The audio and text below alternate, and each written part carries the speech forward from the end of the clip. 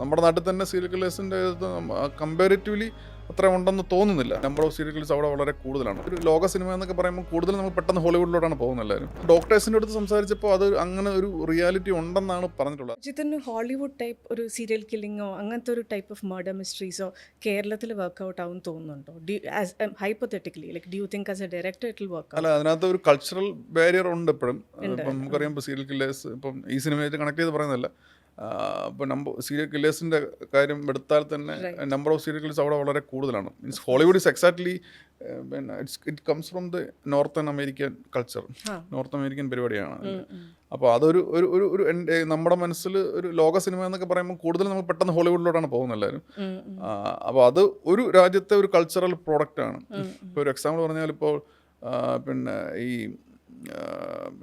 Multiple personalities, അങ്ങനെ കുറേ സൈക്കോളജിക്കലായിട്ടുള്ള ചില സംഗതികൾ ഒരു 90% കൂടുതലും അമേരിക്കയെ മാത്രമേ കാണത്തുള്ളൂ എന്ന് പറയാം.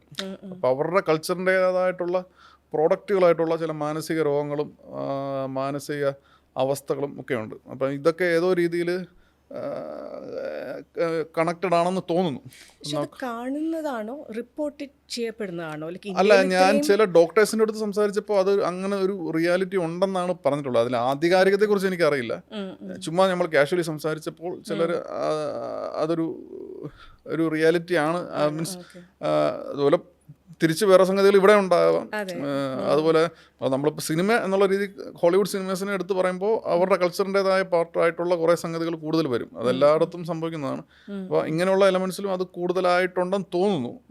നമ്മുടെ നാട്ടിൽ തന്നെ സീരിയൽ കില്ലേഴ്സിൻ്റെ കമ്പാരിറ്റീവ്ലി അത്ര ഉണ്ടെന്ന് തോന്നുന്നില്ല. പിന്നെ ഈ പറയുന്ന പോലെ ആ കൾച്ചറിൻ്റെതായ പ്രോഡക്റ്റുകളാണ് അവിടുത്തെ കുറ്റകൃത്യങ്ങൾ പോലും. ഇവിടുത്തേതിൻ്റെതായ സ്വഭാവങ്ങളുണ്ട്. കഥാപാത്രങ്ങളുടെ കാര്യത്തിലാണെങ്കിലും എല്ലാത്തിലും ഉണ്ട്. എന്നാൽ പോലും നരേറ്റീവ് സ്ട്രക്ചറിൻ്റെ കാര്യത്തിലോ അങ്ങനെ സിനിമാറ്റിക്കലി മറ്റു സംഗതികളിലൊക്കെ നമുക്ക് ചില സംഗതികൾ അവിടെ നിന്ന് എന്തായാലും ഇൻസ്പിറേഷൻസ് വരും എന്ന് തോന്നുന്നു. അപ്പോൾ ഹൗ ഡു യു ലോക്കലൈസ് ഒരു സീരിയൽ കില്ലർ ഇവിടെ? ഇപ്പം നമ്മൾ കാണുന്നത് കൂടുതൽ അവിടുത്തെ ആയിരിക്കും.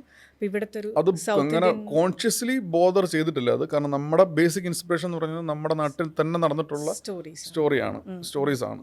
അപ്പം അതിൽ ഓൾറെഡി ലോക്കൽ ഫ്ലേവർ ഉണ്ട്. അപ്പം നമ്മുടെ നരേറ്റീവ് സ്ട്രക്ചറിലും ബാക്കി കാര്യങ്ങളിലൊക്കെ നമ്മൾ കുറച്ച് പുതുമ കൊണ്ടുവരാൻ ശ്രമിക്കുന്നുണ്ടെങ്കിൽ പോലും അൾട്ടിമേറ്റ്ലി ആ കഥാപാത്രങ്ങൾ ഡീൽ ചെയ്യുന്ന മറ്റു കഥാപാത്രങ്ങളും അവർ കടന്നു പോകുന്ന സാഹചര്യങ്ങളും ഒക്കെ ഈ നാട്ടിൽ നടന്നിട്ടുള്ളതോ ഒക്കെ ആയിട്ടുള്ള സംഗതികളാണ്. അതുകൊണ്ട് തന്നെ അതിനകത്ത് ഒരു കൈൻഡ് ഓഫ് ലോക്കൽ ഫ്ലേവർ ഉണ്ടായിരുന്നു, ഞാൻ പറഞ്ഞ ഇൻ റിയൽ സിനാരിയോ.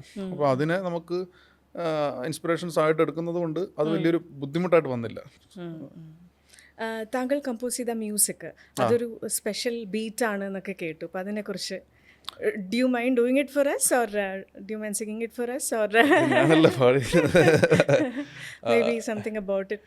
അത് പിന്നെ എനിക്ക് മ്യൂസിക് ചെയ്യണമെന്ന് പണ്ട് തൊട്ട് ഒരു ആഗ്രഹം, പാഷനൊക്കെ ഉള്ള ആളാണ്. അപ്പം പിന്നെ ഇത് ഇങ്ങനെ പിച്ച് ചെയ്ത് കുറച്ചൊരു ഗ്യാപ്പ് കിട്ടിയായിരുന്നു. അപ്പം നമ്മൾ വെറുതെ ഇരിക്കുമ്പം ചുമ്മാ ഒറിജിനൽ മ്യൂസിക് ചുമ്മാ ക്രിയേറ്റ് ചെയ്ത് നോക്കിയതാണ്.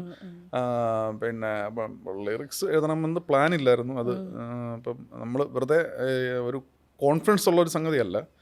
അപ്പം ട്രൈ ഔട്ട് ചെയ്യാനായിട്ട് നമുക്ക് വേറെ ആളത്ത് പോകാൻ പറ്റത്തില്ല. അതുകൊണ്ട് നമ്മൾ തന്നെ ചുമ്മാ ഡമ്മി എഴുതി നോക്കിയതാണ്.